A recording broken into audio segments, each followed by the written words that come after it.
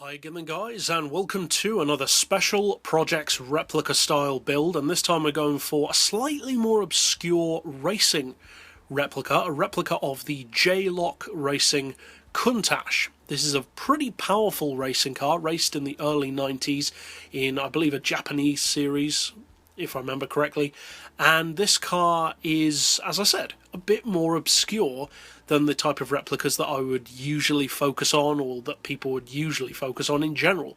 Now, as far as the visuals, I haven't really done anything much to it. It's got stock rims because they look fairly similar.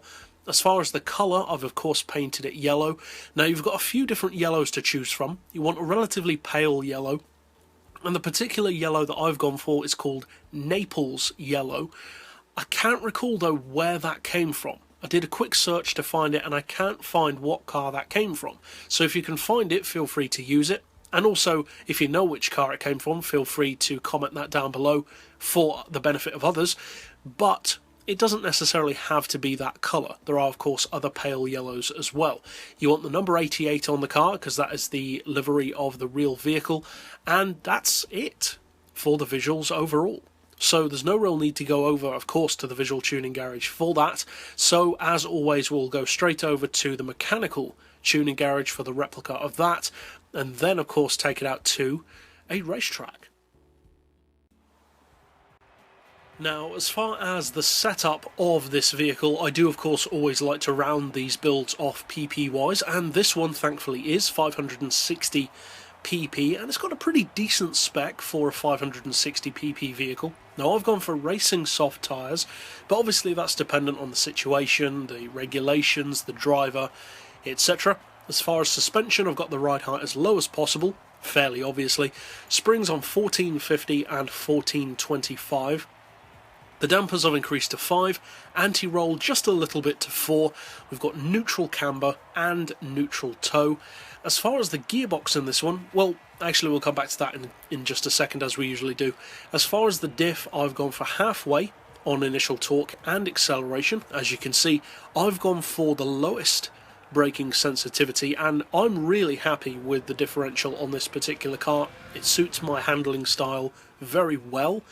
But, as usual, I would recommend changing around, finding out what works best, of course, for you personally.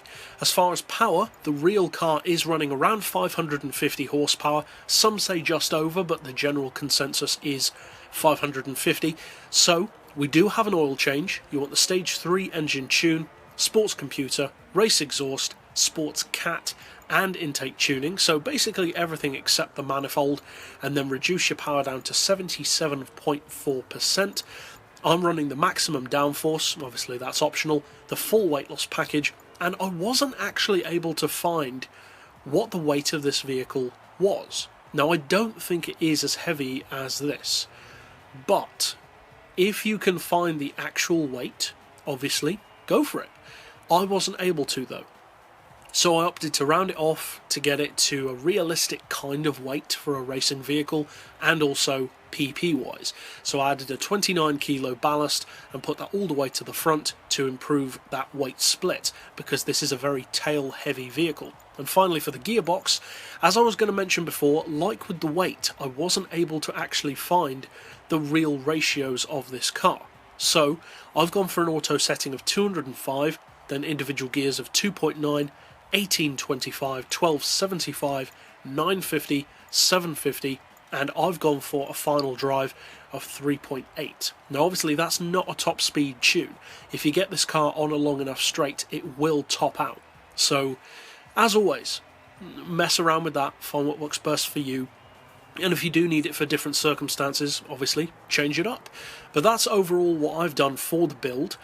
Some of the things are accurate to real life, some of the things we've had to take more of a guess on, such as the gearbox and the weight, etc. But overall, that's it for the build. Now let's of course take it out to a track. Now obviously this vehicle is a Lamborghini, and Lamborghinis are generally known for being pretty challenging, especially the older ones. I have to say though, the handling on this vehicle, the drivability, the manners of the car, the way it handles itself, is remarkably good. This car has outstanding handling, I would say. It handles extremely well, it's really fun to drive, and although if you do, for instance, stamp on the brakes in a corner, it will have a tendency to burn up the tyres a little bit, it's no way near a chronic issue, and overall, it really does handle amazingly well. I love driving this car. I love the handling of this car. The acceleration is very strong thanks to the 550 horsepower, as you'd expect. And overall, if you do decide to use this build, I guarantee you will find it fun and potentially pretty useful for 550 pp or 560 pp racing. So if you would like to keep up with other builds like this in the future, be sure to slap subscribe down below to see those as soon as they come out. But for now, as always, thanks for watching.